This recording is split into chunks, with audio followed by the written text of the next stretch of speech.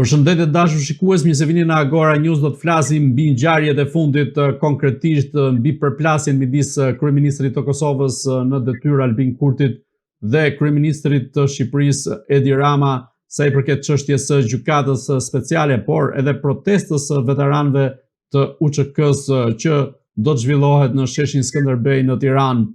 Gjithashtu do të prekim edhe tema të tjera, se si po largohen një nga një besnikët e Edi Ramës dhe se çfarë pret këtë të fundit nga administrata e Donald Trump. Për të folur për këtë çështje, ne kemi të ftuar avokat Gylsen Zhlimën. Zoti Zhlima, përshëndetje. Përshëndetje, faleminderit për ftesën. Zoti Zhlima, si e keni parë sherrin, po themi, të nisur mes Albin Kurtit, pra lëvizjes vetëvendosje dhe kryeministrit Edi Rama, sa i përket çështjes së gjykatës speciale, por nga ana tjetër u vërejt edhe mosmiratimi i rezolutës për gjenocidin në Kosovë të kryer nga Serbia, pra mazhoranca ditën e djeshme nuk e mori fare në konsiderat. Çfarë është kjo përplasje mes Kosovës dhe Shqipërisë, ku nuk gjenden pikat e përbashkëta sa i përket edhe një çështje mjaft e rëndësishme atletare, po themi, siç është edhe rasti i Kosovës? Duhet të kemi parasysh që zoti Rama dhe zoti Kurti kanë pasur gjithmonë konfliktet me njëri tjetrin në momentin kur të dy palët kanë ardhur pothuajse në pozitat e kryeministrit, sepse duke qenë se zoti Kurti gjithmonë ka qenë nga e majta dhe vinte nga e majta, normalisht për zotin Kurti do të ishte një thyrje në rast se nuk do të kishte raporte të mira nga një parti e majtë, duke e konsideruar këtë të majtë, pra Partinë Socialiste, në pikpamjen teorike, sepse në pikpamjen praktike, Partia Socialiste, pra eksponentët e saj, janë më të pasur edhe të mbi pasuruar, pasi kanë ardhur në pushtetin në 2013 dhe janë më të pasur në krahasim me antarësinë e tyre që janë të varfër. Por ne nuk do të merrem me këtë kontekst, pra varfërinë e antarësisë së tyre, po do merrem me rastin e zotit Kurtit dhe zotit Rama. Ju duhet të dini diçka, që ajo që nuk është cituar ose saktësuar tek opinioni publik është gjykatën speciale në Hag. Kush e ka miratuar në heshtjen e tij? Edhe zoti Rama e ka miratuar. Pse? Se në veprimtarinë e tij e ka miratuar ai i cili sot ndodhet në qelit e paraburgimit në Hag. Pra zoti Thaçi ka qenë një ndër nismëtarët. Vim pikërisht këtu edhe themi, rikujtesa, rivendosja në afat, rikthejmë memorien mbrapa, se lajmi 3 ditë zjat.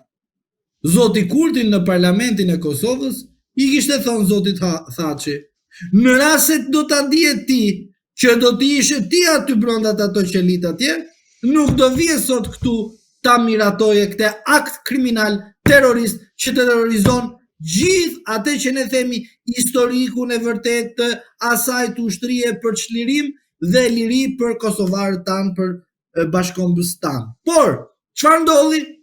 Të marrëveshjeve të ndyra që ishte përfshirë vetë Thaçi me ndihmën dhe asistencën e Ramës, Rama kur doli në parlamentin e Republikës së Shqipërisë, doli duke bërë lavazh, duke sjell nga veriu në jug, nga jugu në lindjen e mesme, nga lindjen e mesme në perëndim, nga perëndimi nuk i dihet dhe vetë si e ka përfunduar të fjalim në parlamentin e Shqipërisë. Pse?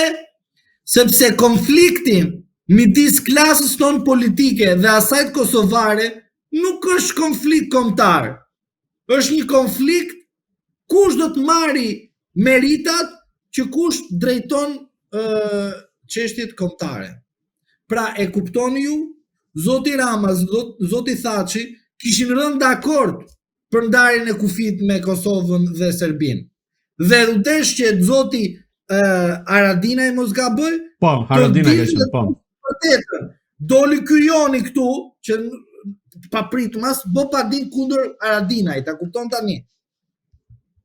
A lejo të bësh padin ndaj një kryeministri ose një person që ka luftuar për lirim dhe çlirim të Kosovës nga serbët? Dhe vjen edhe të na bësh patriotin sot me datën 17 tetor në Republikën e Shqipërisë, na thuash që ka e pa drejt. Po mirë, kur ishte Bideni, pse nuk bëje akte të tilla që kishte të bënte me lirimin e këtyre 4 të cilët sot ti na i citoke ata të cilët janë futur në burg. Pra është një mashtrim publik ky. Kë për mashtroni? Habitën për ata që po vinë nga Kosova deri këtu, më mirë marshoni aty ose shkoni në Hag, se ky po ju përdor. Pse ju përdor ky? Sepse 5 vjet e mbylli gojën. Shkonte takonte me u duk si patriot i madh. Po kur ishte Bideni, pse nuk sakrifikoi me Sorosin dhe të tjerë të bënte atë që duhet bëj? Detyrën patriotike, jo nacionaliste, patriotike. Që ti thoshte, arrestimet janë politike, janë me qëllime të ndyra për të dëmtuar atë që Shtetet e Bashkuara kanë për Kosovën me i dhënë pavarësinë që ja dha në Tiranë Bushi sapo deklaroi me prezencën e ish kryeministrit Sali Berisha. E kuptoni se si e kishin plaçkitur Kosovën disa të paaft, edhe sot do na dali zoti Rama do na thotë që unë nuk e kam pasur si qëllim. Nuk e them unë, e thot Haradinaj këtë. Pse nuk e vazhdove Padin kundër Haradinaj që dilshin të gjitha të vërtetat në shesh? Pse? Duhet ta kishe vazhduar Padin. Të thoshte Haradinaj në publik, edhe unë i bëj apel Haradinaj të dali një ditë në një konferencë publike dhe të thotë vërtetën. Çfarë ishte që e bëri Haradinaj të dyshonte qëndrim me Ramën dhe çfarë fshihet pas asaj që ishte në takimin me Merkelin dhe këtë tjetrin, Macronin. Po. Gjermania nuk ishte dakord, Macroni që është pak kështu i lëvizshëm ai, i bën këto gjëra. Për punën e ndarjeve të kufirit, se gjithë konflikti ka nisur për ndarjet e kufirit. Gjithë konflikti. Nuk e them unë, e ka thënë Baton Haxhiu. Imagjino të marrësh një qytetar thjesht, ta fusësh në një truez kombëtar, vetëm Shqipërinë ndodh, kupton? Duhet të jesh më tepër kështu, mos them ne, duhet të jesh bufare, të marrësh një person nga rruga e ta fusësh thosh, po hajde të diskutojmë tani çështjet kombëtare. Vetëm në Shqipëri ndodh kjo. Merr një analist dhe thuj, po hajde të merresh edhe ti çfarë duhet bëj dhe e mani me në një deklaratë të tij. Ne kishim rënë dakord për këtë, për atë, e kupton, një qytetar i thjesht ka rënë dakord dhe ka dëgjuar me shokët e vet, e kupton, kur bëhet objekt diskutimi, çështja kombëtare, vetëm në Shqipëri ndodh. Është të tmerrshme kjo gjë. Dhe prandaj duke parë dhe ndërkombëtar që këtu ne i kemi shesh për shesh të gjitha, nuk ka nevojë për spiona më vëlla, se këta dalin na shiqari i thënë të gjitha në media. Se dëgjoj unë, jo ky është spioni i Serbit, jo ky është spioni i X, edhe çfarë më spion, këta dalin na shiqare më të gjitha i thënë në televizor. Pra, konflikti midis Ramës dhe Haradinajit nuk ka nevojë ta spiononte dikush. Pse? Sepse Rama pa ditë Haradinajin. U bë konflikt, u bë publik. Haradinaj doli që thanë që këta ishin gati për me shit Kosovën në truezat politike. Dhe pastaj, kur ti thoshte, ore, unë nuk dua të bëni asnjëherë as tjetrën, kjo nuk është që mbaj qendrim për Kurtin, por asnjëherë as tjetrën, hajde ta diskutojmë të gjithë bashkë, dhe mos shkoni të bëni të bukurin ose të Merkel ose të Macroni, sepse atëherë ishte Trumpi në krye. E kupton se ishte lojë tjetër. Kur Trumpi ishte atëherë në krye, blin pyetje tjetër. Kur erdhi ky plaku tjetër, Bideni, pse nuk u morë gjithë ju që i bjeni nga e njëjta familje politike me Bideni, ti thoshte, ore, liroj këta sepse nuk duhet t'i arrestosh këta. Pse për shembull një urdhër arresti për Netanyahun duhet të anullohet me njerë sa po futet Trumpi në lojë dhe për këta tanët të cilët po vendosin në dyshim, dhe dëgjoj, kanë vendosur në dyshim përsëri edhe Kurti, edhe të gjithë këta, klasa jon politike, edhe të Kosovës, në dyshim pavarësinë e Kosovës. Boni sa të doni, dilni në rrugë, boni çfarë të doni. Në rast se klasa jon politike nuk mblidhet në një truez kombëtare të përbashkët për të ndarë një herë mirë që Kosova nuk tjetërsohet, nuk dhurohet, nuk shitet, po të dalin të gjithë së bashku. Kosova do qëndroj aq sa është e vendosur nga presidenti Bush me deklaratën e tij, aty ku janë kufit dhe nuk ka negocim tjetër, po të bëhet një truez kombëtare, që ne të themi që Shqipëria garanton Kosovën në një ndërhyrje të padrejtë të serbëve, po ne duhet jemi aty, dhe jo ku ndodh një kërcënim ndaj Kosovës, Edi Rama nuk të bën asnjë deklaratë. Edhe lën të mirëqen atë rast, dhe duhet dalë ambasadori amerikan në Kosovë të bëjë deklaratë që të frenohet Serbia. Avokat, në këtë çështje ta mbaroj këtë, se është patriotike kjo çështje, nuk është thjesht një ngjarje politike thjesht. Po, ta mbaroj këtë, zero tolerancë ndaj ignorancës. Dhe mos u bëni vegël Edi Ramës, i cili kur ishte në moment të dur të kishte reaguar. Dhe mos lejoni veten tuaj të bëni vegël. Kaq. Po doni të zgjidhin problemin, një takim, një trues kombëtar të marrin gjithë kryetarët e partive parlamentare, të marrin të gjithë pjesë në një trues, vetëm për të mbrojtur Kosovën. Kaq. Çdo ceremoni, çdo gjë tjetër është zero.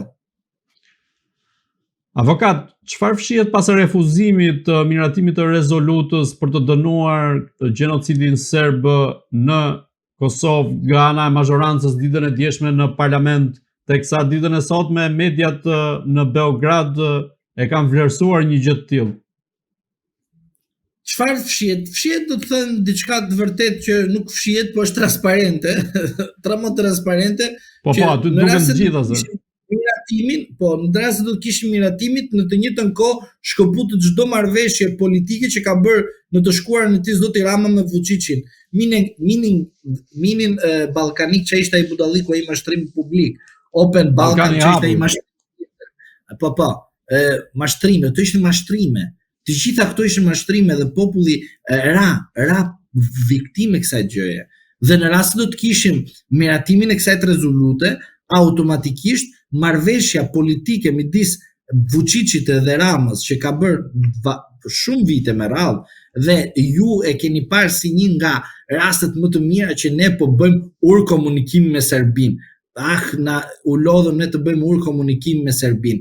Nuk na intereson Serbia, Serbia ka një agjendë politike me Rusin dhe ne si shtet me Republikë dhe ne si shtet antari NATO-s nuk kemi pse të bëjmë asnjë marrëveshje me Serbinë, sepse ne kemi destinacionin Europën dhe aleatin ton strategjik që është NATO dhe Shtetet e Bashkuara të Amerikës. Prandaj ne jemi pjesë të NATO-s për shkak se Amerika ka kërkuar që të mbrojë Kosovën nëpërmjet Shqipërisë dhe ne pse të bëjmë ur komunikimin me vrasësit, me ata të cilët kanë abuzuar dhe me ata të cilët duan të vrasin të gjithë njerëzit që kanë të bëjnë me atë që ne themi me një vrasje të cilët mund të quhet në aspektin sot teorik, por në aspektin praktik ata e kanë të gatshëm. Çfarë? Ata janë në çdo moment në gatishmëri për të marrë Kosovën. Dhe ne çfarë duhet të bëjmë? Ne duhet të votojmë ndaj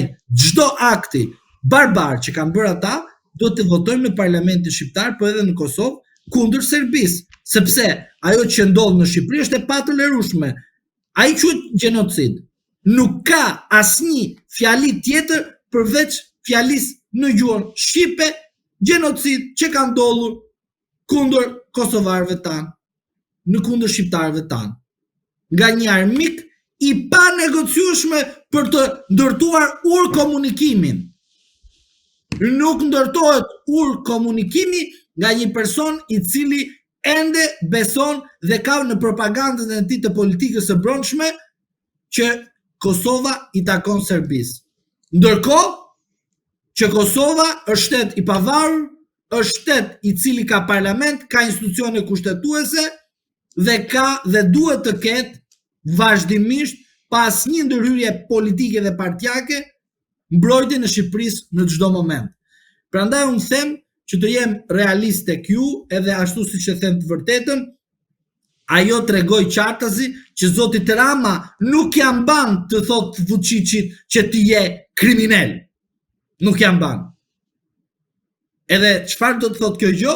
Për shkak se nuk ja mban, do përdori njerëzit me datën 17. Më vjen keq që ju përdor, po gjithsesi s'ka problem, edhe ai ju përdor, hajde ju përdor, por të paktën mos bijeni viktim të përdorimit të jashtë masës, sepse nesër mund të keni edhe një përqafim të Vučićit dhe Ramës. Atëherë si do ta justifikoni marshimin në Tiranë? Uroj që marshimi të jetë i mbarë dhe i mirë edhe për ju, por Partia Socialiste tregoi që nuk është e gatshme të shkëpusi urën e komunikimit me kriminalin serb Vučićin. Avokat, si mendoni çfarë rezultati do të prodhoj protesta e 17 tetorit në sheshin Skënderbej sa i përket vetë simbolikës së UÇK-s, por edhe Hashim Thaçit dhe të tjerëve që gjenden në gjykatën e Hagës? Për mendimin tim është thjesht një prezencë dhe një mesazh për të ndërgjegjësuar qytetarët shqiptar kudo që ata ndodhen, për të ngjallur patriotizmin edhe për disa instanca nacionalizmin, sepse të jemi të vërtetë patriotizmi është më i theksuar tek vëllezërit tanë kosovar sesa tek shumica dërmuese e shqiptarëve të cilët jetojnë jashtë vendit dhe kanë vetëm për një, do thoja, mbështetje thjesht figurative, por aty kur është momenti për të luftuar për një atë të lirë dhe gjithmonë në mbrojtje dhe jo të bëhemi vegël, edhe këtu duhet kujdes për ata që mund ta dëgjojnë, të bëhemi vegël të Partisë Socialiste që është në pushtet duke interpretuar patriotizmin dhe nacionalizmin sipas interesit të kryetarit të Partisë Socialiste dhe aktualisht kryeministrit të Shqipërisë zoti Edi Rama, sepse këtu qëndron gjithë ajo që dikush mund të na paragjykojë në rastin e hyrjes së kësaj përgjigje. Pra do të thotë që mos u bëni vegël e një nacionalizmi figurativ, që do të thotë duhet kuptojmë edhe diçka tjetër. E mbani mend rastin ju që zoti Rama shkoi në Greqi dhe bëri patriotin dhe nacionalistin e madh. Fituan diçka emigrantët shqiptar në Greqi? Asgjë fituan. E njëjta procedurë është letrave leje ndrimit. Çfarë fituan? Një brim në ujë votuan. Fituan dhe votuan Partinë Socialiste. Një pjesë të tyre. Çfarë fituan? Na thot dikush çfarë fituan, ti them edhe unë çfarë morën. Rasti Italisë. Çfarë fituan? Një kamp këtu bosh tani, sepse gjykata e drejtësisë europiane i tha Melonit, raciste, bye bye, meru me anën militante, meru me partinë, me programin e partisë tënde, sepse zonja Meloni është raciste. Mos ta mendoni ju se zonja Meloni ka qenë një person që donte shqiptarët, Partia e saj ka pasur një agjendë nacionaliste kundër shqiptarëve në Itali. Kush do të më thotë dikush të kundërën, dalet më thotë dhe t'ja them. Se kjo raciste ka qenë. E them raciste. Raciste është pra që të më kuptojnë, jo diskriminues, se dikush mund mos ta kuptoj, por edhe raciste, çfarë do të zhdukën shqiptarët nga Italia. Dhe të gjitha këto gjërat zoti Rami i përdori politikisht dhe në ngjyrë partijake për Partinë Socialiste, që thotë jam i vetmi që dal për mbrojtjen tuaj. Mashtrim publik. Edhe nesër çfarë është? Është një mashtrim publik i dashur. Po të mora vetëm këto dy ngjarje të Italisë dhe të Greqisë. Çfarë fituan? Një brim në ujë fituan. Duke i përdorur, duke u tallur me shqiptarët kudo që janë. Edhe nesër do tallet me UÇK-n. Pse nuk është tallur? Po është tallur më zotëri. Kur ti më ulesh me kriminalin Vučić, është tallje. Nuk ka nevojë për të bërë as nacionalistin as të bësh patriotin. Kur ti ndërton ur komunikimin me një kriminal, çfarë do bësh të marshimin nesër? Çfarë do të thosh kriminalit? Më fal se këta i kisha atje, po tani do takoj me ty se kam edhe disa punë të tjera. Nuk e kuptoj unë këtë.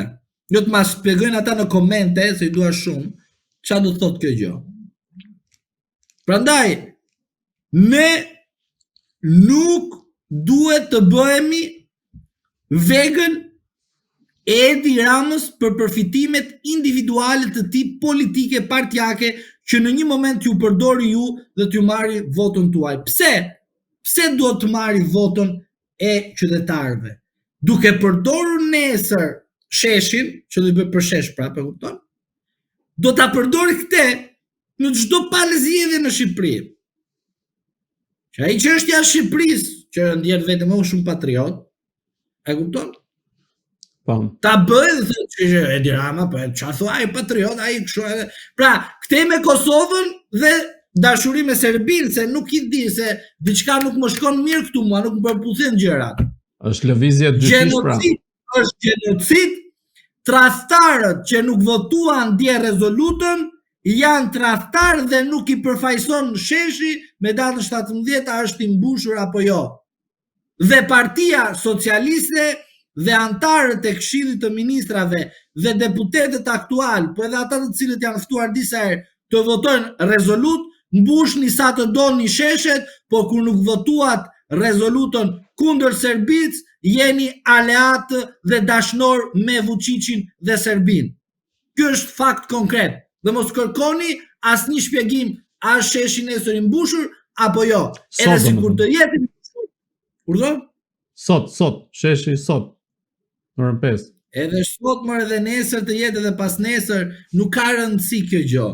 E rëndësishmja e kësaj gjëje është nesër pas nesër në të ardhmen, sepse derisa ata janë në burg, sheshi nuk mund të jetë vetëm me datën 17. Duhet të jetë 18, 19, 20, nesër pas nesër, çdo ditë derisa të lirohen ata. Nuk ka datë. Prandaj edhe ju mos bini në këtë grop. Nuk ka datë sheshi. E vërtet. Se kuptoj rastin tuaj, por e kuptoni pra, sot, nesër, po pse nuk ishte dje? Pse nuk u citua dje? Pse nuk u citua pa dje? Pse nuk i citua para një muaj? Pse? Se pikërisht agenda është kjo, që ne po luftojmë dhe bëjmë sikur po bëjmë punë sot, me datën 17, dhe nesër, secili në hallet e veta. E kuptoni? Pra, kjo është situata. Avokat, ndalemi pak te njerëzit besnik të Edi Ramës, të cilët po firojnë apo të themi po zhduken një nga një. Përmendim këtu drejtorin e komunikimit Endri Fuga dhe më pas dorëheqjen që dha më vonë edhe shefja e kabinetit të tij Vali Bishga, ndërkohë nga ana tjetër Angela Gaçi herë shfaqet, herë zhduket. Si qëndron e vërteta sipas jush, çfarë po ndodh me besnikët e Edi Ramës që po i firojnë një nga një? Atëre duhet kuptojmë diçka, që njerëzit mos të mendojnë që ne po bëjmë një luftë ndaj Zotit Rama, sepse ne nuk bëjmë luftë, dhe ne nuk është se themi ndaj Zotit Rama që më fal ti pas ke marrë gjithë burgu me vete edhe përtej politikës. Por ne i themi Zotit Rama që është shumë e çuditshme që të gjithë këta të ikin çuditërisht dhe pas një kohe të gjatë për shkak të zvarritjes së dosjes nga prokurorë të pavarur, të paanshëm, apolitik, jo militant, e kupton? Dovud Dumani dhe këto me radhë, e kupton? Ty të përfundojnë në SPAK. Tani është shumë e çuditshme. O i këshillon dhe i vendos në linjën se si të bën të fort duke vjedhur, pra ky ka të bëjë me një frymëzim, o të ikin për shkak se argjuan kaq shumë material duke të këshilluar.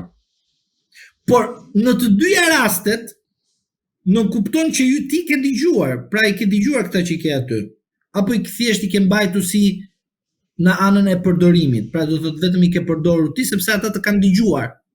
Por në të dyja kushtet, ose të kanë dëgjuar, ose i ke dëgjuar, ekziston forma e bashkëpunimit.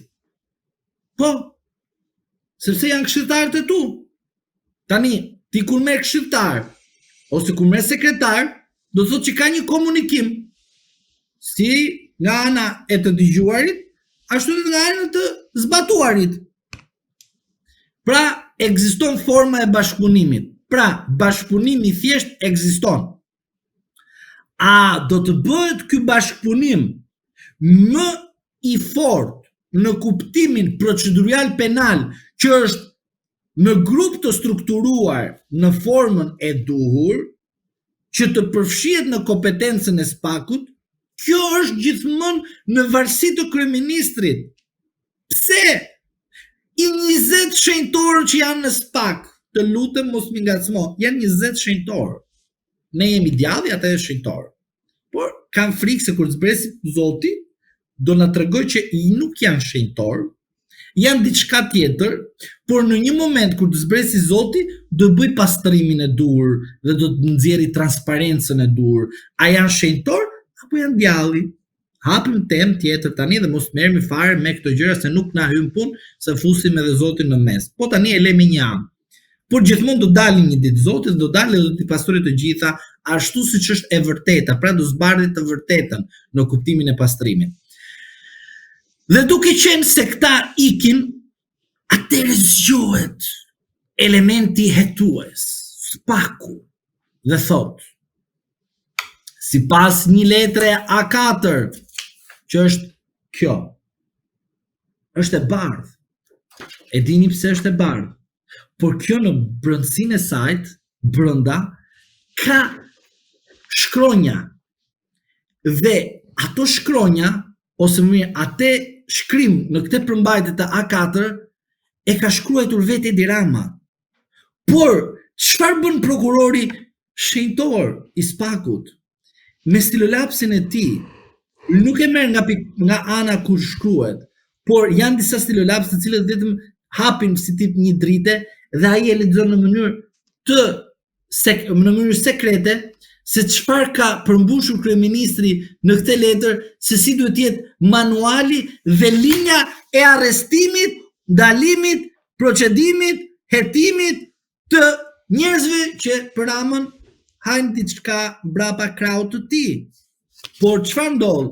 Rama përcjell A4-ën te spaku dhe çdo prokuror nga këta shenjtorët e hap atë dhe shikon në mënyrë sekrete kush e ka rrallën. Pra, pse ndodh kjo gjë? Dhe unë do analizoj pikrisht pse ndodh nga ana ligjore tani, jo politike. Pse? Sepse dikush do më thot, jo, ti e qeni Saliut, jo, unë nuk e pranoj, po unë në ana ligjore do t'ju analizoj pse spaku punon kështu. Sepse pikrisht në 2017 filloi që spaku u ofrua dhe u vendos në shërbimin e Edi Ramës. E mbani ju mend nderuar se si u emërua zonja Arta Marku kryeprokurore e përgjithshme në 2017 me 69 vota në shkelje të kushtetutës, ku në nenin 179 të sajt, paragrafi 13 e thot që kryeprokurori i përgjithshëm do bëhet votimi nga antarët e kuvendit me 2/3, që nënkupton 2/3 nga përbërja e parlamentit me 140 deputet. Sa duhet të kishin votuar Arta Markun? 94, po janë 2/3. Pra, 94 deputet duhet të kishin votuar emërimin e zonjës Arta Marku, e cila do të krijonte me ligjin e 2017-s dhe në emërimin e parë pas reformës në drejtësi, antarët e Këshillit të Lartë të Prokurorisë, që do të emëronin antarët e spakut në të ardhmen. Dhe do të bënte verifikimin, filtrimin dhe të gjitha këto. Po të mbetemi te njerëzit e Edi Ramës. Po prit, sepse dëgjoj, ne tham sekretin, pra është A4. Dhe po të përmbajtjen e A4-s, po them se si nisi kontrolli asaj që themi që vendos aty stilolaps në ai dhe shikon me mënyrë sekrete se si ja ka vendos Rama emrat, e kupton? Rama vendos edhe emrat publik, s'ka nevojë të jenë kështu. E peça ndodhi rasti një biznesmeni. Kështu fillon spaku, ngadalë, po përtej, pra tek godina e kryeministrisë edhe jashtë, sajt, brenda, po jo tek kupola, e kupton? Dhe duke qenë në këtë kushte, çfarë ju them? Që kryeprokurori u nisi gjitha kjo skem, që kur kryeprokurori ishte i kontrollueshëm, që nuk u votua ashtu, formulimi dhe formimi i Këshillit të Lartë të Prokurorisë, që pastaj vim te spaku dhe pastaj vim te institucionet e tjera, na kuptojnë që receta për t'u larguar këto individ është e qartë, që ata kanë ikur për shkak se kanë kuptuar me vonesë që Rama i ka kapur të gjitha dhe i ka përdorur edhe ata dhe i ka vendosur dhe ata në presion. Pse? Sepse ata fillimisht thoshin, japën gropën tjetër, po, rat vetë. Pra, e kupton? Pra, kjo është gjithë situata.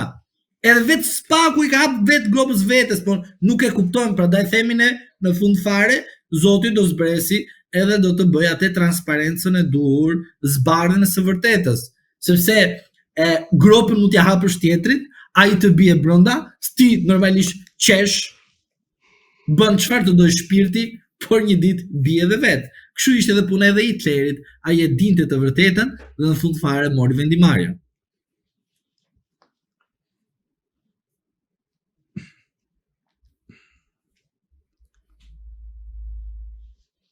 Avokat, të rikthehemi edhe një herë pyetjes që bëra pak më parë, çfarë po i tremb njerëzit e afërt të Edi Ramës që po largohen një nga një, a kanë frikë ata se mos përfundojnë ashtu si rasti Arben Ahmetajt apo edhe Jerion Veliajt, për të cilët Rama thotë se këta persona janë ata që han kumbulla, fiq dhe dardha pas shpinës së tij? E vërteta është që ata po kuptojnë të vërtetën e hidhur që kanë qenë shërbëtor të verbër ndaj një shërbimi të cilët ka një pasojë. Pasoja do jetë e rëndë sepse kanë heshtur ndaj padrejtësive të cilët kanë ardhur ndaj institucioneve apo personave të cilët kanë bashkëpunuar në të shkuarën, kanë pasur avantazhe të ndryshme dhe në fund fare kanë parë se si njerëzit të cilët kanë punuar me Ramën kanë përfunduar.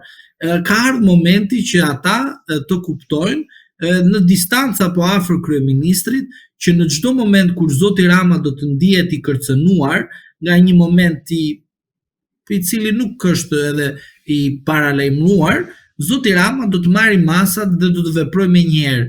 Pse? Sepse përgjegjësia është individuale dhe s'ka pse të përfshihet Partia Socialiste në një hall personal, ndërkohë ata kanë punuar në emër dhe për porositë Partisë Socialiste, sepse Zoti Rama nuk është aty si një individ vet, por ka qenë sepse është i emëruar nga Partia Socialiste si kryeministër dhe si një ndër personat të cilët do drejtojë edhe partinë dhe Këshillin e Ministrave dhe sepse ka besimin e qytetarëve në 11 maj.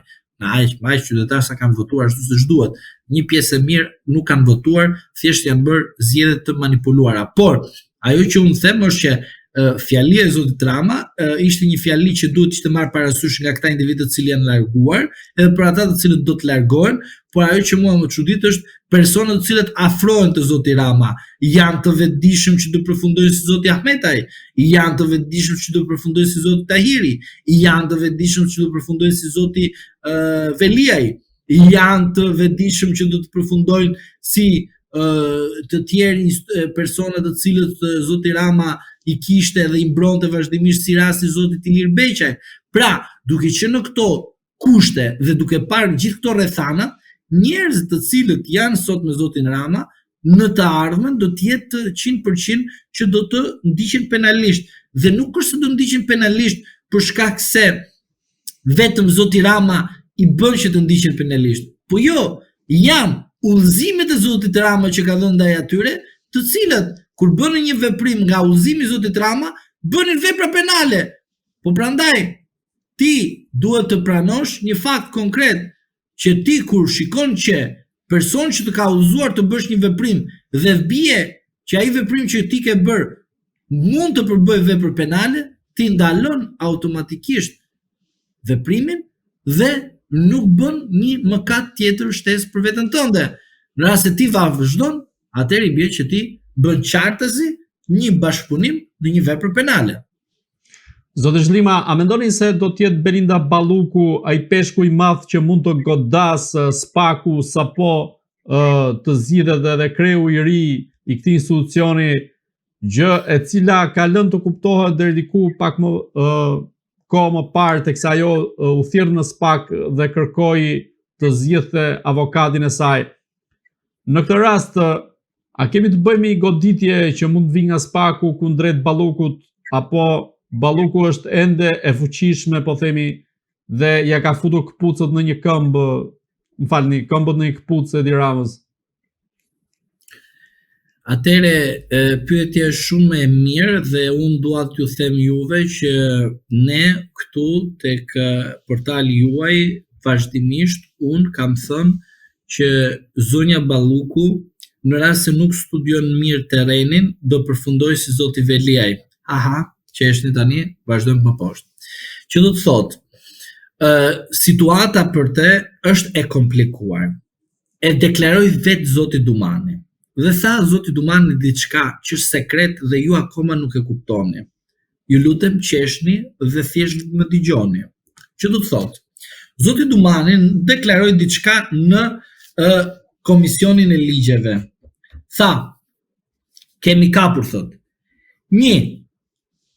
Drejtorin e ARSH-s, ish drejtor, në burg. Drejtorin para këtij që ishte në burg, edhe ky në burg. Se kishte emrin ky fundi, se janë kaq shumë burgaxhi se I gatrojmë. Ky drejtori I fundit që është në burg, Berberi. Po. Ky që është në burg tani. Thot kemi në hetim edhe këtë tjetrin të ARSH-s. Asja dim mbi emrin kush është, po gjithsesi ky tjetri. Por kujdes tani, të gjithë këta drejtorët janë 3. Kemi 3D. Kush do ta kuptojsh 3D-ja? Thjesht tani qeshni, mos thjesht si puna e velia. Ma me që thoshim ne nga janari 2025 në maksimumin dhjetor 2025, velia nuk e shikoj mirë se do ketë na ima sigurie. Të gjithë qeshni, tha ç'a thot ky, ç'a është. Kush thot veliaj? S'ka gjë. Në burgun e Durrësit më duket, s'ka gjë. Dhe në rastin konkret 3D-ja te Balluku.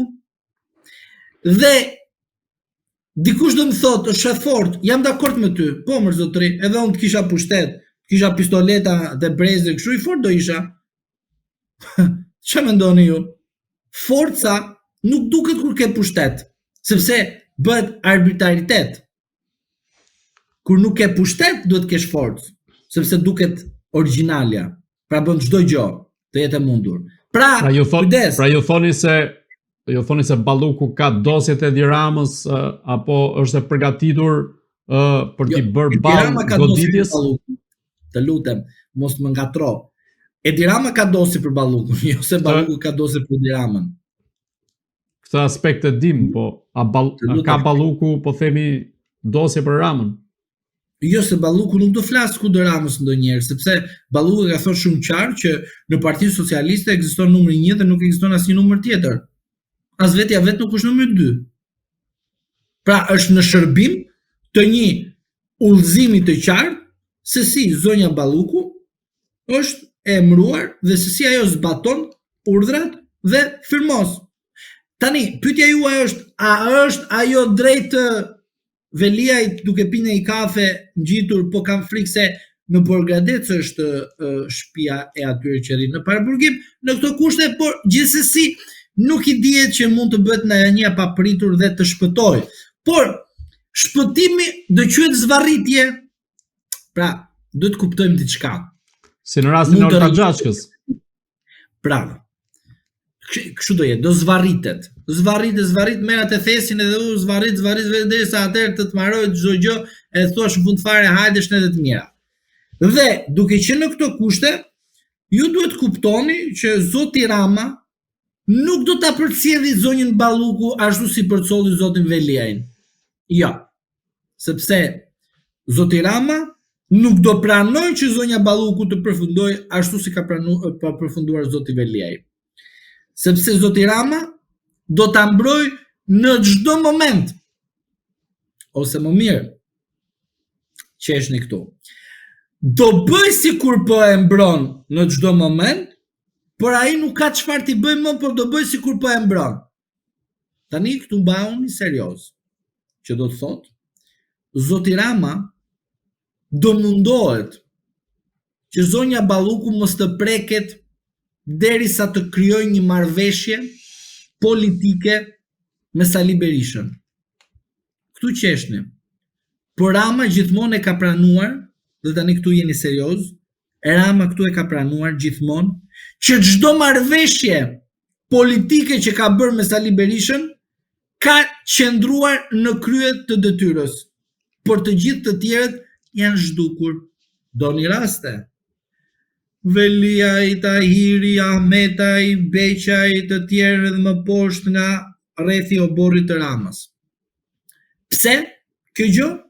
Sepse pikrisht Rama ka kuptuar që njerëzit që ka pasur rreth vetes kanë vepruar në kundërshtim me ligjin. por Rama kur nuk e ka kuptuar që ata që kanë bërë me kundërshtim në ligjit vi si pasojë të udhëzimeve të gabuara që ka bërë Rama. Dhe këtu kërkohet seriozitet dhe duhet i themi Ramës, në rast se këta janë të tutë dhe ti pas ke udhëzuar dhe politikisht dhe moralisht, këta kanë bërë vepër penale dhe në aspektin juridik dhe hetimit i bie që në rast se një person pas ka bërë gabim nga udhëzimet e tua, do të thotë që pas ke formën e bashkëpunimit të thjeshtë mund ta ndërtojmë në kuadrin e grupit të strukturuar kriminal ose të organizat kriminalës. Shiko këtu rastin Beqaj si e formoi kualifikimin e veprës penale gjykata e seancës paraprake për zotin Beqaj. Pra, duke rikthyer tek përgjigjja juaj dhe duke ju thënë që tek Velia ishin 5D, ndërsa tek zonja Balluku momentalisht janë 3D. Është e ngjashme procedura. Tek ajo që unë do shqetësohem është kjo. Në rast se kemi një devijim të linjës nga 2100 të medjave, që kush është? Është ai që shqiptarët shikojnë vazhdimisht në darkë, që janë mediat që fillojnë edhe sulmojnë, si puna e rastit të zotit Veliaj. Në rast se do të shikosh një televizion që sulmon, gabim, më korrigjon, nxjerr vazhdimisht gjëra të palara të zonjës Balluku, dihet ekziston një televizion, po mund të shikosh edhe një tjetër, do kuptosh që zonja Balluku nuk ka më imunitet politik. 3D-ja. Uroj që zonja Balluku ta ketë kuptuar dhe të ketë marrë masa. Në rast se nuk e ka kuptuar, besoj se në 2026 do flasim për zonjën Balluku. Por ju do të dini nga mua që numri 1 i alfabetit shqiptar dhe numri 18 i alfabetit shqiptar do të arrestohen nga Spaku. Edhe ky i afërt me Edi Ramën? Indirekt po. Uroj që ta kuptojmë qartazi që në këto momente nuk është zonja Balluku. Pra, ky do të jetë goditja e parë. Urdhro? Ky do të jetë goditja e parë, domethënë pas zgjedhjes së kryeutarit të Spakut. Tani disa mendojnë që duhet të jetë brenda muajit, këto nuk i besoj, do të jetë mashtrim, e kupton? Por besoj nga nga tetori deri në janar do jetë zgjidhur çështja. Pra do ketë përfunduar brenda. Por do jetë një goditje e mesme, e cila për mendimin tim ajo goditje do jetë që të shuaj zërat. Shiko, ne goditëm edhe këte, edhe atë, edhe këshu ato, po e kupton, ne godasme, ne kuptojmë, është Edi Ramës, aja është i Veliaj, ta s'ka pik lidhje, s'ka rëndësi kjo për ne, e godasme ato se jem pavarë, kupton. Por do një interpretim të tjetë për të bët fakti konkret, e thash numrin, mos ta përsërisi më, 1.18, e kupton. Edhe kuptohet se cili të shfutet, shikoj kush është njëshi, ajde, njëshi është edhe shpejt, aja. Dhe pastaj shkojmë tek 18 dhe shikojmë si është mbiemri, e si fillon mbiemri. Por, duke qenë në këto kushte, unë po ju them që nuk është zonja Balluku. Uroj të ishte zonja Balluku, po nuk është. Avokat, të ngjitemi pak më lart tek ai i madhi, po duket se ka dhe më të madh se sa ai. Se shumë i gjatë, mos. Po. Na duhet shkak. Ka dalë edhe ti. Së fundmi në Egjipt, ku u nënshkrua dhe marrëveshja për paqen mes Izraelit dhe Hamasit, Donald Trump pati një shtrëngim duarsh të çuditshëm me Emmanuel Macronin. Dhe mënyrën se si u drejtua Macroni duke qartë që kishte mbetur i zhgënjur prej tij, por edhe i dha dhe një paralajmërim, të paktën siç lexuan ekspertët e leximit buzëve në këtë rast. A mendoni ju se kjo ka të bëjë me atë tallje që Edi Rama i bëri në samitin e Komunitetit Politik Evropian vetë Donald Trumpit në praninë të Macronit dhe presidentit të Azerbajxhanit? Një nderuar, do ju citoj fjalimin e zotit Trump që foli në momentin ku gruaja e të ndjerit që vdiq në mënyrë të papritur në Amerikë, një eksponenti të republikanëve, Po, Charlie Kirk. që u bë një vrasje të tillë, e cila cenoi fjalinë e lirë, cenoi atë që ne themi të drejtën e njeriu të shprehet nga një masakër dhe nga një vrasës i cili nuk pranonte kundërshtimin apo dialogun. Zoti Trump në fjalimin kur e dëgjoi gruan e të ndjerit tha: "Unë të dëgjova që e fale autorin e kësaj ngjarje, por unë nuk fal." Pra, do ta nisim pikrisht nga fjalia që tha zoti Trump, dhe mua më bashkëshoqëron kjo fjali e zotit Trump. Ti e fale, po nuk e fal. Pra, kur një politikan me një CV kaq të pasur citon në sy të publikut, jo vetëm kombëtar, por edhe botror, që unë nuk e fal, ti e fale. Dhe unë nuk e fal Macronin. Mund të falet Macroni me Ramën, mund të bëj Macroni me Ramën dallaveret e tyre, është e drejta e tyre, të falen me njëri tjetrin, por Trumpi nuk e fal Macronin. Po në Sepse fakt, Trumpi i tha Macronit, e hongre drurin nga gruaja. Ja tha publikisht ai. Sa i hongre drurin, e kupton, bam bam bam. Pra, zoti Trump i tha qartë, unë zotëri, unë zonjë të ndjerit, unë nuk e fal. Këtë i tha edhe Macron, unë nuk të fal o vlla. Të tallesh ti me negociatat që kam bërë unë me Armenin dhe për shkak se ngatrova një shtet dhe do sekretin tani them unë ty pse ngatroj shtetin ai. Ta them unë pse ngatroj shtetin. E ky është sekreti vërtet. Kur ti për shembull thua emrin Gülsen vazhdimisht, edhe flet me dika, dhe shkon në një vend tjetër dhe ai emri nuk është Gülsen, po fillon me G. Themi emrin Gazmend. Mirë. po, Fillon me G. Dhe ti në vend të thuash Gazmend, thua Gülsen. Po e çfarë do të thotë kjo? Do të thotë që ti ke diskutuar edhe për Gülsenin, pavarësisht se je me Gazmendin. dhe ky quhet lapsus freudian, pra që e nxjerr e pandërgjeshmja. Bravo. Shumë i saktë. Që do të thotë, zoti Trump nuk është se ka gabuar shtetin, po sepse është pikrisht dhe është marrë dhe me Shqipërinë. E kuptove?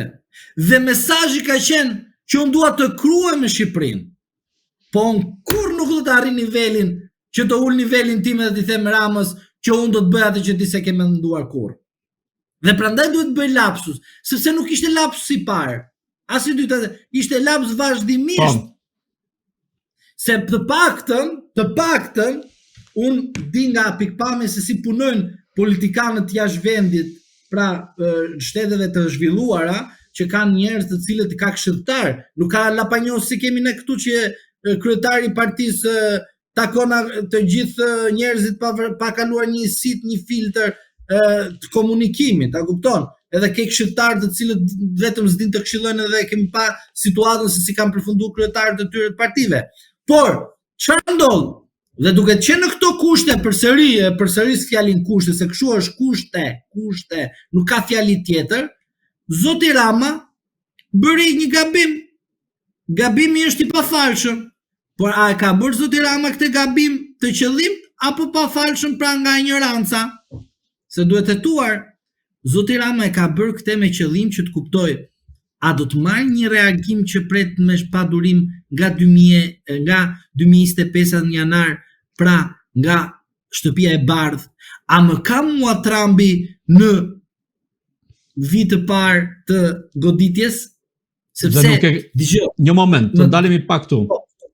Dhe nuk e ka bërë pa qëllim sepse në pjesën e hyrjes ai ka dhënë prononcim për gazetarët ku përmend të njëjtën patut. Dhe më pas bën ato që bëri tashmë që njihet si video virale, pra po të njëjtën patut me Macronin dhe presidentin e Azerbajxhanit. Pra është dy herë. Pra do të thotë që është ai momenti sekret që çdo njeri ka. Çfarë? E ke dëgjuar këtë? Hamë, si fola, as ju duka. Ja thash, si kuptoj ai. Pra, këto janë instinkte njerëzore që kërkojnë njeriu të vërtetohet apo të dëgjojë vazhdimisht veten e tij në aprovime të tjerëve që ai beson që ai isha mirë apo jo. Dhe si doli? Një kjo. E një. Dy. Rasti kur ti e din që situatën përballë nuk e ke mirë, po për shkak se ke armik, nuk ke se si të marrësh informacion dhe duhet të krijosh një kauzë konfliktuale që të shikosh armiku që ke ti përballë teje, si do të reagojë. Dhe ti je duke pritur, por në një moment kur ti nuk e ke krijuar akoma kauzën, ti kërkon vetvetiu dhe lëviz shpejt duke krijuar një kauzë konfliktuale me qëllim që të marrësh përgjigjen. Dhe është ajo që nuk të mban, nuk e mban më, mbaroj. Limit. Pra arritën momentin limit. Dhe tani unë duhet të dalë. Si? Të dalë në publik dhe të shikoj, a ka diçka me mua ai apo jo? Më don apo jo? Pavarësisht se Rama në 2017 ka thonë gjërat më ekstreme për Donald Trump. Po, 2016. Dhe duke 2016. Duke e parë qartës dhe situatën e tij, ai e bën këtë gjë që të shikoj reagimin tani, do kemi apo nuk do kemi, sepse të kishte takuar Rama, Gocën dhe dhëndrin e Trumpit, ose atë Kalamani Junior çka që e sjell në Serbi e çon djathtas majtas, mbaje mend nga mua do e kishte nxjerr nga mjesi deri në darkë, dhe sa po herë të bënim ne një koment do na gjithë militantët e tij që na ndjekin, do e kishin publikuar të thonë Rama, shiti, imagjino, shqiptarë, militantët e PS-s sjellin si justifikim shitjen e Shqipërisë për një pakt politik të Ramës qëndrueshmërisë në pushtet nga shqiptarë, e kupton çfarë bën shqiptari, me militant shqiptar, mos jo të gjithë. Pra, një ignorant militant i PS-s justifikon marrëdhëniet e Ramës duke marrë Sazanit, duke ia dhuruar pronën e shqiptarëve, e gjithë shqiptarëve, pa përjashtim, një familje politike po edhe biznesi që është familje Trump, me justifikimin e shqiptarëve që shiko Rama me parat tona bën afendin, a kupton tani? Kjo është situata e problematike. Pra pra dhe në fund fare ju përdor juve sepse shes për të shpëtuar veten dhe shes Shqipërinë, nuk shet në makina i pronë private, shet Shqipërinë. Dhe kjo nuk mund të jetë justifikim nga militantët e Partisë Socialiste, sepse në rast se jashtë justifikim, atëherë mos dilnin në shesh, as sot, as nesër, as pas nesër, duke mbrojtur me patriotizëm apo nacionalizëm, sepse po shisni Shqipërinë. Dhe derisa po shisni Shqipërinë, më mirë largohu nga Shqipëria derisa nuk e doni. Pse qëndroni në Shqipëri? Kjo është pyetja e madhe që kam unë.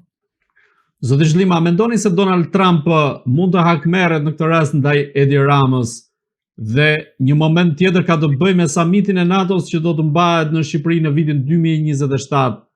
Pas kësaj tallje që Edi Rama i bëri Donald Trumpit, si do ta pres ai presidentin amerikan në samitin e NATO-s në një event kaq të rëndësishëm, teksa tashmë i ka bërë edhe këtë tallje dhe nga ana tjetër do duhet të sillet në mënyrë zyrtare në vitin 2027 kur të jetë samiti i NATO-s, apo deri në atë kohë Edi Rama do i ketë larë duart dhe do e larguar nga drejtimi i vendit?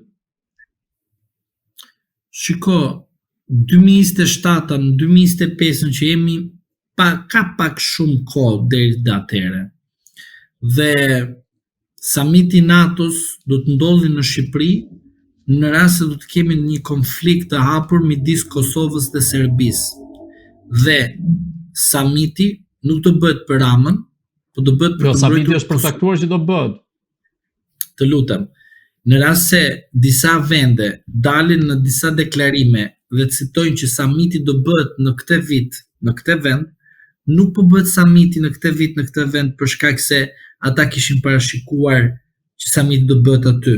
Po ata kanë parashikuar edhe rrethana të tjera, se inteligjenca e tyre dhe stërvitja e tyre të inteligjencës dhe sekrete është më avancuar se sa të dështuar të shiku që kemi në Shqipëri. Mirë, edhe të Kosovës. Pra, ata din diçka më shumë se sa dim ne. Dhe edhe një buf, edhe një UFO, edhe një qifut, ose një njeri tjetër, i cili nuk ka lidhje me të bëhet çfarë të duash ti, të ishte në krye të detyrës në kryeministrinë e Shqipërisë, sigurisht që në ato do zhvilloj një konferencë në Shqipëri. Pra, për të parandaluar diçka. E thënë kështu, qartazi, që samiti që mund të ndodhë në 2027 do të jetë një samit informues, një samit i cili do të japi mesazhet e duhura dhe do të jetë për të mbrojtur aleancën e NATO-s, sepse Ballkani Perëndimor është investim amerikan, por edhe europian, po mbizotron Amerika. Dhe amerikanët kur bën një veprim, nuk e bën si shqiptarët që çojmë në mëngjes si u zgju ministria e brendshme me krye policin dhe thanë sot do e heqim nesër patinat, monopatinat, edhe të nesër filloi aksioni. Mirë, pra shtetet që kanë seriozitet tek institucionet e tyre, shtetet që din të marrin masa për të mbrojtur edhe veten e tyre, pavarësisht se duhet të investojnë që të mbrojnë edhe një shtet tjetër pa ardhur flakat e vetja, jo si puna shqiptarëve që ja shempi Rama aty tjetër do të hep, derisa nuk erdhi flakat e mua, ç'më duhet puna tjetër, po ti nuk e di që po i shkoj aty do të vi edhe ty. Prandaj bëu bashkët mos vi aty, mos vi edhe ty. Po ku e kupton shqiptari këtë? S'e kupton sepse është militant, e kupton? Pra, jo të gjithë, e kemi thënë gjithmonë. Një pjesë e dërmuese të tyre. Prandaj them edhe ato të cilët nuk votojnë, të votojnë.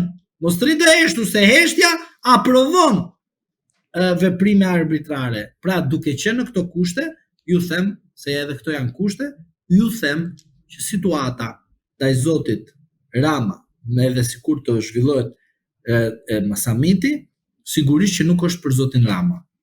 Po tjetër, po në këtë rast Trumpa, do ketë një hakmarrje, po themi thonjza ndaj kryeministrit Edi Rama? Jo, nuk besoj se do ketë, po thjesht do t'ja thot në sy. Është më egër kjo. Do ishte interesante. Po do t'ja thot në sy, pse ju mendoni ju se Trumpi ka frikë, dhe përveç kësaj ju e dini që zoti Trump do bëjë edhe këtë gjë, do të thotë merren telefon tani Macronin, aty do jetë Macroni, po merret Macronin, ose mund mos jetë se 2026 Macroni duket ikë nga presidenti i Francës, dhe merr Macronin tani telefon dhe thoi pse jeni tallë me mua. Edhe ti thosh Macronit, ha akoma tref gruaja apo stref. Mund të ndodhë edhe kjo, se di.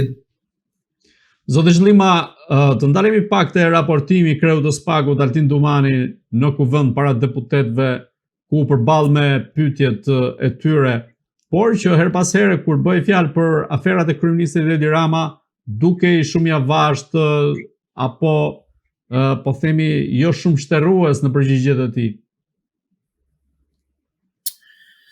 Atëre komisioni i ligjeve ose komisioni ku do të raportonte ose raportoi, sepse unë mendoj do raportonte, se sa raportoi, po thjesht çfarë bëri? Bëri zëdhënësin e qeverisë. Zoti Dumani në kohë reale ka qenë zëdhënësi i Partisë Socialiste, zëdhënësi i Asamblesë së Partisë Socialiste, zëdhënësi i zotit Rama, mbrojtësi në cilësinë politike dhe juridike të zotit Rama, duke vendosur në pozita të vështira institucionin që ka vendosur që të ndryshojë tabelën nga krimet e rënda në prokuroria e posaçme, në vështirësi shumë të madhe. Zoti Dumani nuk citoi në asnjë moment zotin Rama. Zoti Dumani citoi statistika, sepse për zotin Dumani statistikat janë ato të cilët e bëjnë atë më të fortë.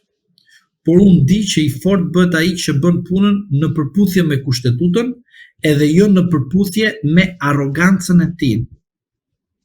Zoti Dumani u duk arrogant, e fsheu arrogancën e tij, sepse ka bërë pakt që nesër të iki azil politik nga vendi, sepse ka ndihmuar në mënyrë ekstreme Partinë Socialiste, duke vendosur në burg zotin Berisha, pavarësisht se është i lirë, për burg quhet në pikpamjen juridike, zotin Mediu, zotin Meta, zotin Veliaj dhe funksionarë të tjerë. Tani, është shumë e çuditshme që të gjithë të qekan hajdut në këtë vend, dhe i vetmi që s'qek hajdut që ka Edi Rama, dhe të mbrojt në kaq shumë zell dhe dashuri nga zoti Dumani. Dhe ky është një fakt konkret. Tani, a është hajdut zoti Rama? A është hajdut zoti Veliaj? A është hajdut zoti Berisha? A është hajdut zoti Beqaj? A e të tjerë? Nuk kemi ne për ta gjykuar. Për të paktën, në rast se këta, sipas zotit Dumanit, dyshohen që kanë hajdut, po pse nuk qeka një dyshim i arsyeshëm kur këta kanë bashkëpunuar me zotin Rama, mos të jetë edhe zoti Rama një ndër hajdutët bashkë me këta të tjerët. Të dyshuar se prezumimi i pafajësisë është edhe për një hajdut të thjeshtë që vjedh në një dyqan. Pra zoti Dumani ishte në nivelin e dur, ishte socialisti modern. Në komisionin e fundit dha shpjegimet e tij për sa i përket aksionit që ka bërë Partia Socialiste në SPAK. Po, të ndalemi një moment kur Dumani u pyet nga deputeti Tedi Blushi se nëse është takuar me ish agjendin e FBI-s Charles McGonigal, dhe aty Dumani pati një irritim mjaft të madh teksa ju përgjigj duke thënë se si mund ta bësh një pyetje të tillë, a ke një indicie për një pyetje të tillë dhe si mundet që të më bësh një pyetje të tillë kur më pas mund mbushet opinioni publik i gjithi me titujt se apo mediat mund mbushen me titujt se Altin Dumani ka takuar Charles McGonigalin, apo se mund krijohet një perceptim i tillë në opinionin publik. Ju si e pati rritimin e Altin Dumanit në këtë rast? Unë pash që për shefin e tij nuk e përmendi, Edi Ramën. Nuk e tha, pash unë atë rastin e McGonigal, por nuk e tha emrin e Ramës, apo u fik mikrofon në atë moment, nuk e dëgjova. Se jem realist tek ju, zoti Dumani çfarë mendoni ju, është një person i cili është i pavarur dhe i paanshëm? Jo, zoti Dumani ka ushtruar detyrën e tij ashtu siç e përcakton statuti i Partisë Socialiste dhe zotit Rama. Pse? Sepse zoti Dumani nuk mund të bie, ose në më mirë nuk mund të kundërshtojë atë çfarë bëri zoti Rama për zotin Dumani. Çfarë? E takoi me Blingenin. U dekoruar nga Blingeni. Ku është Blingeni sot? Gjiro, bye bye, as i dihet origjina. Ku është zonja Jurikim sot? Bye bye, nuk i dihet origjina. Ku të shkoj zoti Dumani nesër pas nesër? Uroj të shkoj antar i gjykatës kushtetuese në 2028 se tha nuk do të rikandidoj. Por duke që në këto kushte që jemi, me kushtet e Ramës, mund të kandidoj. Po do jetë përsëris shërbëtori i Ramës. O popull, mos e besoni se Dumani i ka fut gjithë këta në burg, pra të opozitës edhe brenda Partisë Socialiste, se është bërë pjesë e manualit për të goditur të gjithë opozitarët. Pra, Dumani nesër mund godasë çdo person që është opozitar. Ato që godet nga pushteti, i godet për shkak se do të tregoj tek ju që shiko, unë godita edhe më thellë, jo se kaq, e kupton? Unë jam më i fortë, e kupton? Unë i fus në burg i kalm. Po mirë, pse zoti Dumani duhet të thoshte që unë nuk kandidoj në 2028-ën? Pse? 1. O antar i gjykatës kushtetuese, 2. Ose çfarë? Zoti Dumani mund të kandidojë për deputet i Partisë Socialiste. Pra, zoti Dumani thot, në rast se nesër nuk bëj një nga këto dy gjërat që të shpëtohem, do të bëj tjetrën, që është akti më ekstrem. Cili është akti më ekstrem? Azil politik.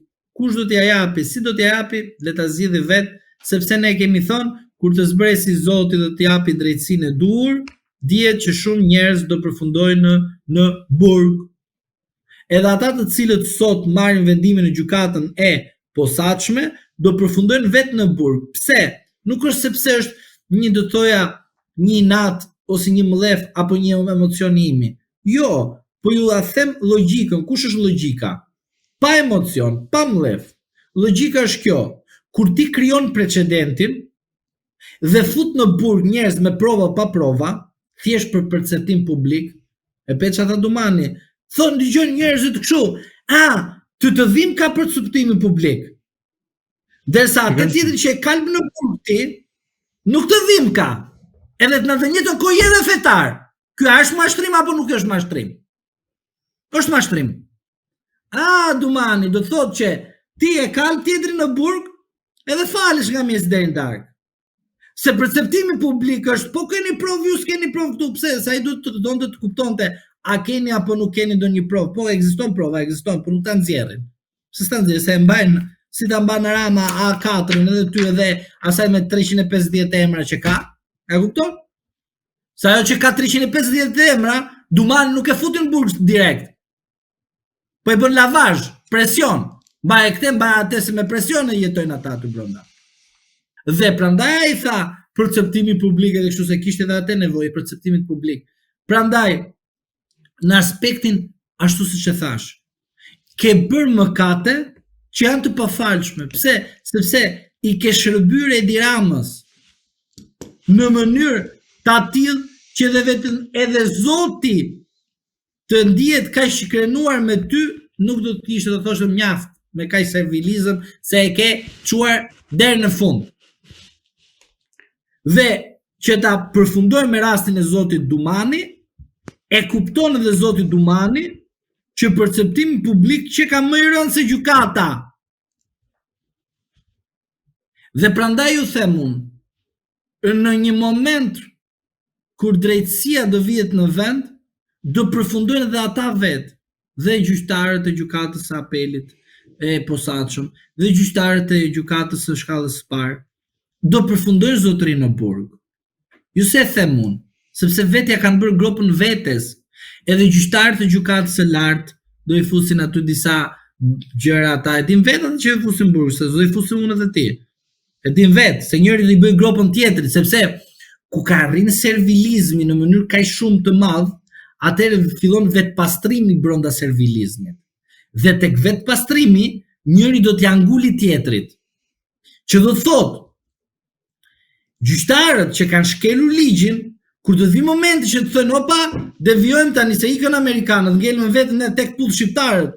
Dhe kur ngelën tek puth vetë shqiptarët, fillon ja ngulin njëri tjetrit. Se iku amerikani, e tha Rama, e kupton?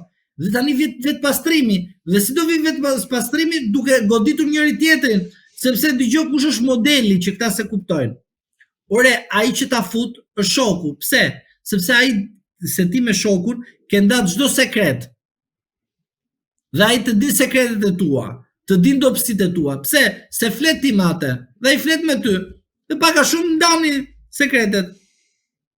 Ose ndani pikpamjet. Mirë. Por kur e ke armik tjetrin, armiku vetëm pamjen e jashtme shikon, nuk shikon çfarë mendimi ke ti për atë, sepse s'ka nga ta gjej. Vetëm ka të i filtruar, është shkencë vetë ajo pastaj. Pra, e thon shqip troç që ata, kur vjen moment që do t'jenë armiq, do goditen në mënyrë të papame, në mënyrë të pabes, e do goditen. Njëri tjetër nuk ka nevojë një faktor tjetër. Pra, një gjyqtarin tjetër, një prokuror në tjetrin, sepse do shpërthej more, se ishte fuç kjo gjë, ishte një mbushje imazhi kot, një spak koti, ke Irenën me 500 biemra dhe nuk e kanë arrestuar, Luan Dacin që i kishe në këshillin e KPA-s, e arrestuan edhe hoqën direkt, po qa standarde janë këtore, me këtë talën këta nga mes deri në darkë, edhe populli ha sapu me djathë, një pjesë të tyre. Është mashtrim publik më zotri. Këtë edhe me 35 mbiemra aty, edhe mban në krye të tyre presion, ma e metën ti, ma e Berishën ti, arresto këtë ti, arresto atë ti. Kjo drejtësi. drejtësia fërmendësh arresto këtë si them unë. S'quhet drejtësi kjo. Kjo ç'a quhet? Porosi që zoti Dumani e tha në aty. Nuk ja përmendi emrin shefin e tij. E mani men ku erdhi Blinken, e takoi Dumani, po takoi edhe Ramës, së shqiptar jemi, japim dorë, edhe armikut, ja jetë, s'ke ç'a të bësh. Edhe rasti ku erdhi ai plaku tjetër si e ka e Clintoni. E takoi ai, sa jo mos e takoi, jo. Pse? Sepse Blinkeni, Clinton, e të gjithë këta vinë nga Partia Demokratike Amerikane. Dhe këta që janë në krye drejtësisë sot, janë të ardhur nga koha e komunizmit. I kanë shërbyer komunizmit dhe janë atashuar pranë Partisë Socialiste dhe komunizmit. Është fakti i qartë ky. Nuk ka pse të shqetësohet asnjë shqiptar. Politika aktuale dhe drejtësia aktuale është në shërbim të Partisë Socialiste. Faktet janë konkrete, numrat janë konkrete. S'ka pse të jeni të zemruar. Por, në rast se i nështrosh kushtetutës, po, ka pa drejtësi. Sepse zoti Dumani mendon se është antar i Partisë Socialiste dhe jo antar i drejtësisë. Avokat, të ndalemi pak tek çështja e Erion Veliajt, ku në një deklaratë për mediat, kreu i Partisë Demokratike Sali Berisha deklaroi se Erion Veliaj është nxjerr NATO-n nga burgu dhe është dërguar diku, por që vetëm kaq dihet për momentin, të paktën sipas Berishës. Ju si mendoni, a është nxjerr vërtet nga burgu Erion Veliaj dhe ku mund të jetë dërguar, qoftë për të marrë pyetje apo qoftë për të pasur negociata, apo themi në këtë rast? Shiko, zoti Berisha gjithmonë ka thënë fakte që në fillesat ose në më mirë në çdo rast të mundshëm, duken çuditshme. Po, nga propaganda gjithmonë e lavazhierëve të analistëve të famshëm që janë analistë të pavarur dhe këte janë në bordorote ministrive si këshilltar. Emra kështu mbi emër mos themi se dëmtohen, apo analistët cilët ishin drejtues institucionesh, po dilshin si analistë për televizione, unë jam i pavarur, jam me meritokraci dhe përfundu deputet Partisë Socialiste. E gjithmonë thoshin që Berisha nuk është mirë, Berisha këtë, Berisha atë, gjitha të shija Berisha e bën. Unë ju bëj një pyetje të thjeshtë. Ministria e Drejtësisë, nga kush drejtohet? Nga një person i cili është i Partisë Socialiste. Nga kush emërohet? Nga kryetari i Partisë Socialiste. Po drejtuesit e burgjeve si emërohen? Jo do më thoni si i pavarur i paanshëm, me meritokraci, me rregullat, sipas DAP-it, procedurë, po normale kështu. Edhe unë do ta besoj. Po shkrim nga ana tjetër më e logjikshme shqiptarshe, nga Partia Socialiste vëlla. E tun flamurin e PS-s, je joni se tun të avokatin gjykat do shpërblim. Shumë e thjeshtë. Pra, çfarë ju thoni që zoti Berisha s'ka të drejtë? Plotësisht ka të drejtë, sepse ndodh kjo gjë. E di pse ndodh kjo gjë?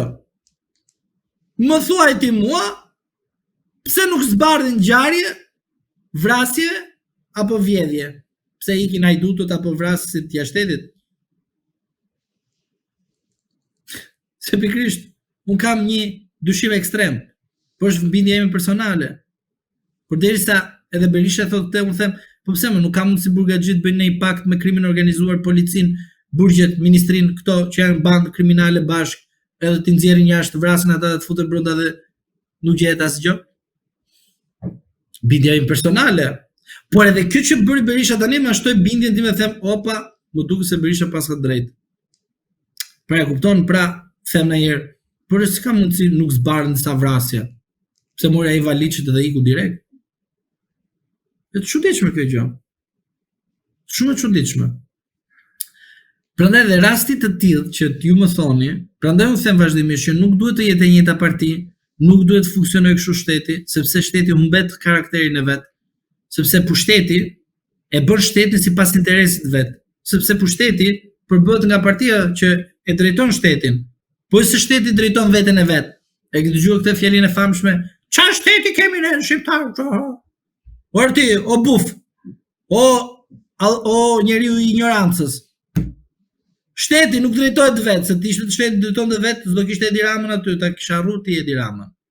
Se do kishte institucione të pavarura, të cilët do kishin rrezuar nga impakti institucional dhe funksionimi të shtetit, ashtu siç është shteti, a kishin rrezuar Ramën edhe shumë Ramën përpara. Prandaj nuk është shteti fajtor, është pikrisht pushteti që ne kemi bërë nëpërmjet votës, që ai e merr drejtimin e shtetit në institucione të tjera shtetërore, Ministria e Drejtësisë, Ministria e Brendshme, Ministria të gjitha këto, që drejtohet nga kush? Nga kryeministri. Pra, rasti që Berisha përmend, unë nuk e hedh fare as pak në të thosha nga aspekti e të menduarit. Por zotëri them, por edhe filmat kështu ndodhen nëpër filma. Delaj nga burgu, po një pakt me grupet kriminale, edhe në fund fare bë vrasje, zbardhët vrasja. Kush do ta di kur gjitha janë sekret? Të ndalemi te pjesa e Erion Veliajt që nëse ka dal nga burgu, a është duke tentuar me negociuar me Edi Ramën? Po tani nga burgu nuk del nga Kurseni apo nga Bardhi, tani tim realist tani. Burgu del nga pushteti. Tani pushteti legislativ, pushteti gjyqësor, pushteti ekzekutiv, pushteti ekonomik, pushteti kriminal, është gjë tjetër, këtë nuk e di. Po marrëveshje është e sigurt që ka, se po ta nxite Gylseni do thotë do bënte marrëveshje me Gylsenin. Po derisa të del nga pushteti ekzekutiv dhe në rast se është e vërtetë kjo që thot Berisha, marrëveshje do bëj me Edi Ramën, do bëj Velia me mua. Se besoj të bëhet në një marrëveshje se s'ka ç'a të bëj me mua. Pra me zotin Rama bë marrëveshje, nuk bë me mua, as me Berishën. Se Rama kurrë do lente Velien dilte nga burgu dhe të bënte marrëveshje me Berishën. Që unë them që Velia duhet bëj marrëveshje me Berishën që shpëtojë, ose me Metën të paktën, se janë të njëjtat kushte. Pra, Meta, Velia e Berisha, edhe janë të njëjtën kushte. Duhet këta të bëjnë gjithë bashkë të rrezojnë Edi Ramën. Se në rast se Velia nuk bëhet bashkë me Velia nuk bëhet bashkë me Berishën dhe me Metën, Rama e pastron si Ahmetajn dhe Tahirin. Dhe nuk do të ketë më atë që ne themi marrëveshje. Thjesht Veliaj digjet politikisht. Kështu e mendoj unë, inshallah gabofsha, po se besoj, po hajde. Gabojmë në ditë se s'është keq. Zoti Zhlima, unë ju falenderoj që ishit në Agora News. Edhe unë ju falenderoj për ftesën. Të dashur shikues, bashkë do shihemi në intervista të tjera, por mos harroni të bëni subscribe në kanalin tonë në YouTube.